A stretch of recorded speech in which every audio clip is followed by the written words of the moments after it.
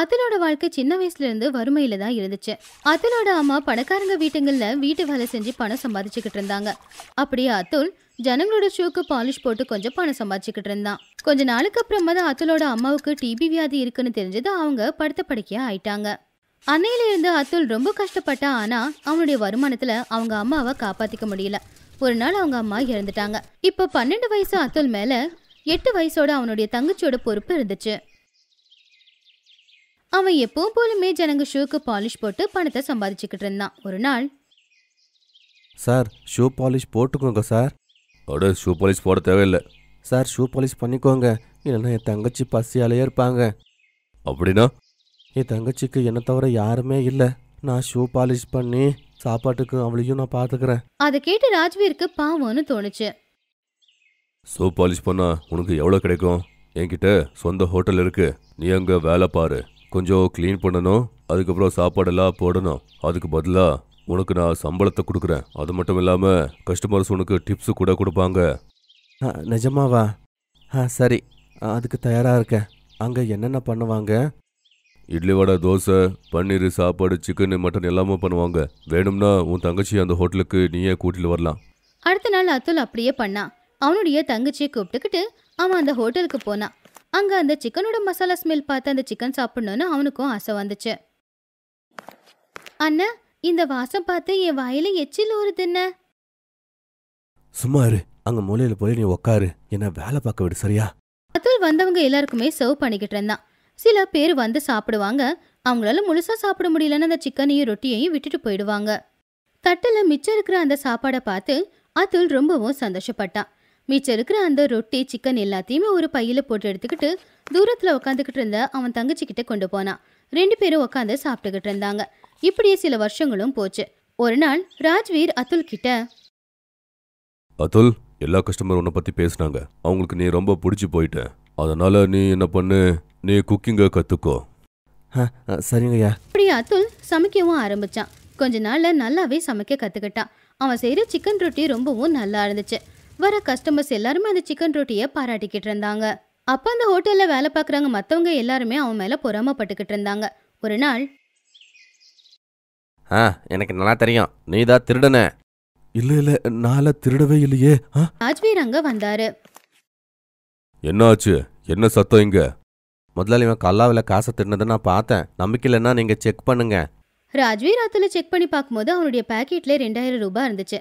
அதை ஏற்கனவே பப்ளும் அவனுக்கு தெரியாம அவன் பேக்கெட்ல வச்சிருந்தான். அதை பார்த்து ராஜ்வீர் கோவமா சொன்னாரு, நான் உனக்கு என்ன குறை வச்ச? ஃபுட்பாத்ல இருந்து உன்னை கூட்டிகிட்டு வந்த, இருந்து திருநியா? இல்ல சார், நான் திருடல, அம்மா சத்தியமா.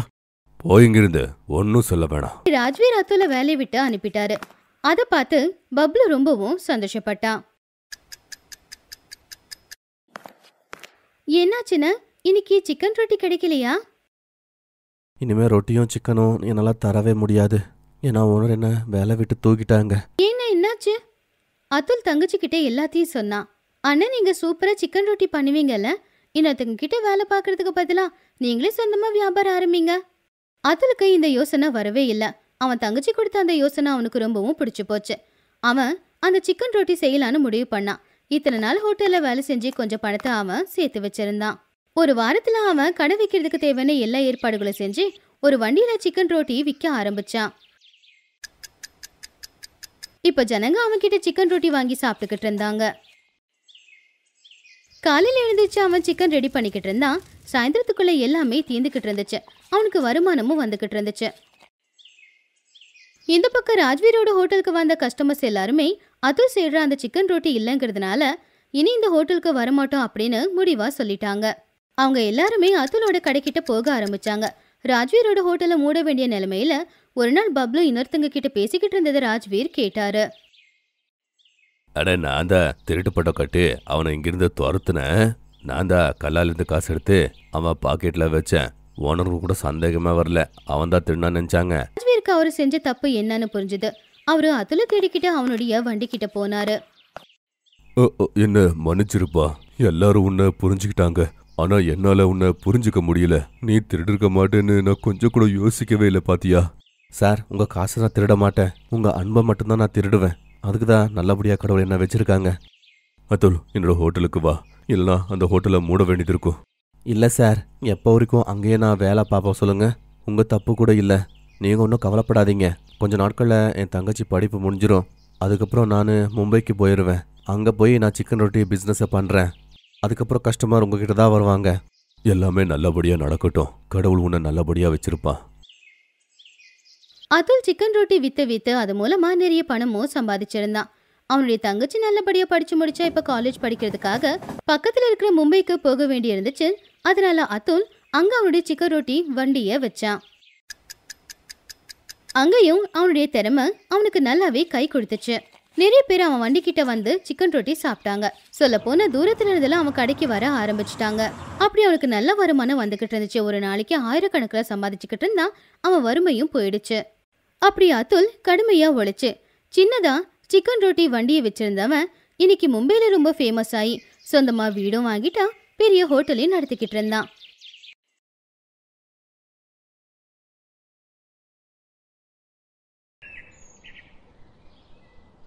சுஹானா பெரிய வீட்டு மருமக ஆக போறான்னு ரொம்ப சந்தோஷமா இருந்தா.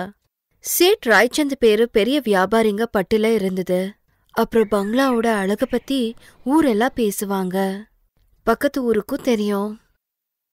சுஹானா அவ ரொம்ப அதிர்ஷ்டசாலின்னு நினைச்சா அந்த பங்களாவில இருக்க.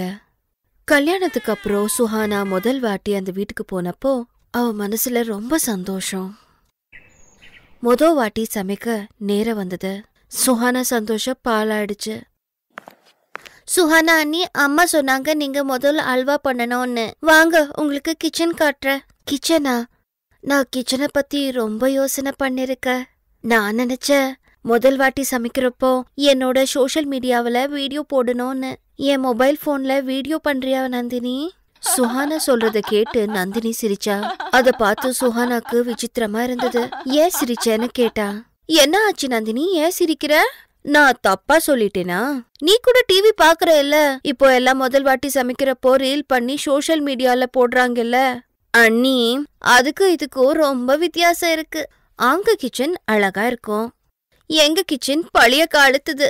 உங்க பேக்ரவுண்ட் அழகா வராது. வாங்க உங்களுக்கு காட்டுற, அதுக்கப்புறம் உங்க இஷ்டம்.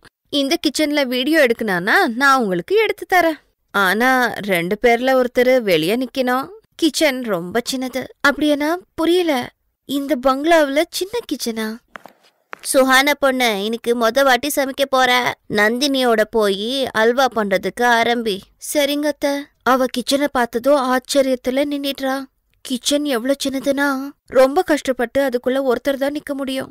ஒன்னு சுஹானா அதுக்குள்ள நின்னு அல்வா பண்ணணும், இல்லன்னா நந்தினி அதுக்குள்ள வீடியோ எடுக்க நிக்கணும். முடியாது, ரொம்ப கஷ்டம். இவ்ளோ சின்ன கிச்சனு, அதுல இவ்ளோ சாமானு, எப்படி வேலை பாக்குறது? சுஹானா நினைச்சதெல்லாம் அவ வாட்டி அல்வா சமைக்கணும்னு, அதோட வீடியோ பண்ணணும்னு எல்லாமே கனவா போச்சு.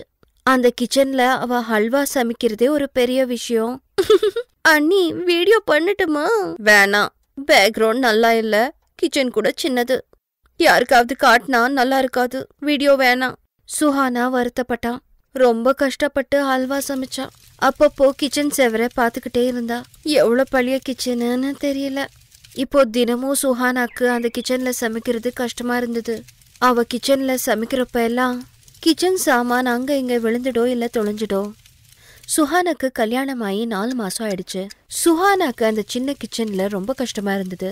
என்ன பண்றது, எங்க வச்சேன்னு எனக்கு புரியவே இல்லையே. காத்தால எங்கதான் வச்சிருந்த? சுஹானா, என்ன தேடுற? அப்பா டீ கேட்டுட்டே இருக்காரு. பிஸ்கெட் டப்பா தேடின்னு இருக்க. கிச்சன் எல்லாம் தேடின, கிடைக்கவே இல்ல. டீயோட அப்பா பிஸ்கெட் கேக்குறாரு. நான் தேடுறேன். அதோ பாரு, அங்கதான் டப்பா இருக்கு. எனக்கு போதும்னு இருக்கு. இந்த சின்ன கிச்சன்ல ஒண்ணுமே சரியா கிடைக்கிறது இல்ல. எனக்கு ஒரு விஷயம் தெரியல, இவ்ளோ பெரிய பங்களாவ்ல கிச்சன் ஏன் சின்னதா இருக்கு? மருமகளே, என்ன பேசுறமா? சின்னதா? நாங்க 4 மருமகங்க இதே கிச்சன்ல ஒன்னா சமைச்சிட்டு இருந்தோம் தெரியுமா? குடும்பத்துக்கே சேர்ந்து சமைப்போம். இப்போ வரைக்கும் நாங்க ஒண்ணுமே சொல்லல. இப்போ எல்லாரும் தனியா போயிட்டோம். ஆனா இதே கிச்சன்ல தான் எல்லாருமே சேர்ந்து சமைப்போம். எனக்கு இந்த கிச்சன் நல்லா பழகிடுச்சு. உனக்கே ரொம்ப கஷ்டமா இருக்கு. சுஹானா மாமியார் பேச்ச கேட்டு மௌனமாயிட்டா. ஆனா அவன் மனசுலயே ரொம்ப கோபமா இருந்தா. அன்னைக்கு சுஹானாவோட 2 ஃப்ரெண்ட்ஸ் வீட்டுக்கு வந்தாங்க. சுஹானா, என்ன ஆச்சு? நீ முதல் சமையல் ரீல் பண்ணி ஏன் சோஷியல் மீடியால போடல? நாங்க உன்னோட முதல் சமையல் வீடியோக்கு எதிர்பார்த்துட்டு இருந்தோம். நீ ஹல்வா சரியா பண்ணலையா, அதனால ரீல் போடலையா? அப்படி இல்ல, எனக்கும் ரொம்ப ஆசையா இருந்தது என்னோட முதல் சமையல் வீடியோ போடணும்னு. எனக்கு வேற பிரச்சனை இருந்தது. என்ன பிரச்சனை? இவ்ளோ பெரிய வீடு இருக்கு, இந்த மாதிரி பங்களா எங்க கிட்டயும் இல்ல. நீ ரொம்ப லக்கி, உனக்கு இவ்ளோ பெரிய பங்களாவில இருக்கிற சான்ஸ் கிடைச்சிருக்கு. இங்க நீ எப்படியெல்லாம் போட்டோ எடுத்து போடலாம். ஆனா நீ முதல் சமையல் வீடியோ எதுக்கு போடல? உங்களுக்கு இப்படி சொன்னா புரியாது. 2 பேரும் என் கூட வாங்க, உங்களுக்கு புரியும். சுஹானா ஃப்ரெண்ட்ஸுக்கு கிச்சனை காட்டினா அப்ப அவங்களுக்கு எல்லாம் புரிஞ்சுது. இப்ப சொல்லுங்க, என்ன செய்ய? இவ்ளோ பெரிய பங்களா, ஆனா கிச்சன் மட்டும் சின்னது. இந்த கிச்சன்ல சரியா நிக்க கூட முடியாது. ரீல் எப்படி பண்றது? ஆமா, உன்னோட ப்ராப்ளம் இப்போ எங்களுக்கு புரியுது. இந்த கிச்சன்ல எப்படிதான் சமைக்கிற நீ? இத பார்த்து எனக்கு ரொம்ப பயமா இருக்கு. அப்போ சுஹானா கால் கிட்ட இருந்த டப்பா விழுது. இந்த டப்பாவை யார் வச்சாங்க? நிதானமா சுஹானா, ஏதாவது பண்ணி இந்த கிச்சனை நீ மாத்திடு, இல்லைன்னா ரொம்ப டென்ஷன் உனக்கு. அன்னைக்கு சுஹானாக்கு ரொம்பவே கோவம் வந்துடுச்சு. அவ முடிவு எடுத்துட்டா, அந்த கிச்சனை பெருசாக்குற வரைக்கும் அவ சாப்பிட மாட்டேன்னு. மா, அண்ணி சாப்பிட மாட்டாங்களா? அவங்க சொல்றாங்க கிச்சனை பெருசாக்குற வரைக்கும் அவங்க சாப்பிட மாட்டேன்னு. இதென்ன பிடிவாதம்? நாங்க சின்ன கிச்சன்ல இவ்ளோ வருஷம் பண்ணலையா? இந்த காலத்து பொண்ணுங்க இவங்களுக்கு கிச்சன் பெருசா வேணுமா? வீடுதான் பெருசா இருக்கே, கிச்சன் எதுக்கு பெருசா வேணும்? அம்மா, ஒன்னு சொல்லட்டுமா? டைம்க்கு ஏத்த மாதிரி நாங்க வீடையெல்லாம் மாத்திட்டோம். ஆனா கிச்சனை மட்டும் நாங்க மாத்தவே இல்லையே. எனக்கு கூட கஷ்டமா தாமா இருக்கு. ஆனா நான் வேற வீட்டுக்கு போற பொண்ணுன்னு உங்ககிட்ட நான் ஒண்ணுமே கேட்கவே இல்ல. இந்த கிச்சன் சின்னதா இருந்தா என்ன, போற வீட்டுல பெரிய கிச்சன் இருக்கும்னு சும்மா ஆயிடுவேன். உங்களுக்கே தெரியும், எனக்கு கல்யாணம் நிச்சயமான இடத்துல கிச்சன் எவ்வளவு பெருசா இருக்குன்னு. எனது மாடுலர் கிச்சன்? மாடுலர் கிச்சன்னு சொல்வாங்க இல்லையா? இப்போ எல்லாம் ரொம்ப வித்தியாசமா அழகா கிச்சனை ரெடி பண்றாங்கம்மா. நான் போற வீட்லயும் மாடுலர் கிச்சன் இருக்குமா? மா, அன்னிக்காக உங்க சின்ன கிச்சனை பெருசா பண்ணுங்க. சாவித்ரி நந்தினி சொல்றத நிதானமா கேட்டாங்க. கொஞ்ச நேரத்துக்கு அப்புறம் அனில கூப்பிட்டாங்க. அனில், பெருசா மாடுலர் கிச்சன் பண்றதுக்கு எவ்வளவு செலவாகும்னு தெரிஞ்சுக்கோ. ரொம்ப அட்வான்ஸ் கிச்சனா? அப்படின்னா கிச்சனை பெருசாக்க போறாமா? ஆமாப்பா, ஆமா. உங்க அம்மா சொன்னது கொஞ்சம் கேட்கணும். பங்களாவை பெருசா நாம கட்டி வச்சிருக்கோம். கிச்சன் கூட ரொம்ப அழகா பெருசா இருந்தா நல்லா இருக்கும். நந்தினிமா, உங்க புகுந்த வீடு கிச்சன் நல்லா இருக்கு, பெருசா கூட இருக்கு. நான் என்ன யோசிக்கிறேன்னா, உன்னோட மாமா கிட்ட பேசிட்டு அதே மாதிரி கிச்சனை எங்கேயும் கட்டிக்கலாம். சரிங்கப்பா, இப்பவே நான் அன்னிக்கு சொல்றேன். இத கேட்டு அவங்க ரொம்ப சந்தோஷப்படுவாங்க. காலையில இருந்து அவங்க ஒன்னும் சாப்பிடல, கோவமா இருக்காங்க. நந்தினி சுஹானாக்கு வீட்ல புது கிச்சன் ரெடி பண்ற விஷயத்த சொல்றா. அதை கேட்டு சுஹானா சந்தோஷப்பட்டா. கொஞ்ச நாள்ல சுஹானா வீட்ல பெருசான மாடுலர் கிச்சன் ரெடி ஆகுது. எப்பவும் சுஹானா கிச்சனை பத்தியே யோசிப்பா. அவ கிச்சன் பெருசா இருக்கணும்னு. இப்போ அவ நினைச்ச மாதிரியே கிச்சன் அழகா பெருசா இருக்கு. அவளோட பெரிய கிச்சன் கனவு நினைவாயிடுச்சு.